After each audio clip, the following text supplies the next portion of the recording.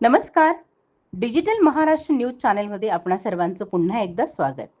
पुणे जिल्ह्यातील राजकीयदृष्ट्या अत्यंत महत्त्वाच्या मानल्या जाणाऱ्या बारामती पंचायत समितीच्या सभापतीपदी सांगवी येथील किरण रावसाहेब तावरे यांची निवड करण्यात आली आहे.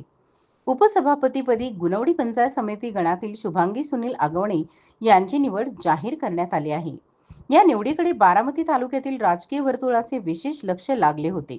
बारामती तालुका हा दिवंगत उपमुख्यमंत्री अजित पवार यांचा बालेकिल्ला म्हणून ओळखला जात असल्याने पंचायत समितीच्या सभापती पदाची निवड राजकीय दृष्ट्या महत्त्वाची मानली जात होती.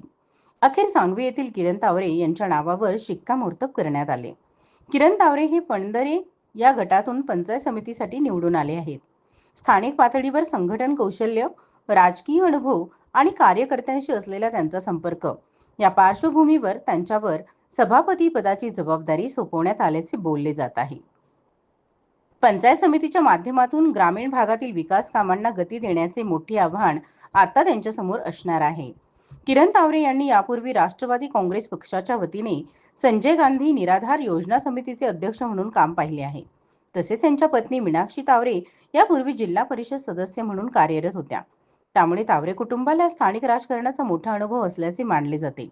दरम्यान या निवडीमध्ये महाराष्ट्राच्या उपमुख्यमंत्री सुनेत्रा पवार यांच्या सूचनेनुसार निर्णय घेण्यात आल्याची माहिती समोर येत आहे.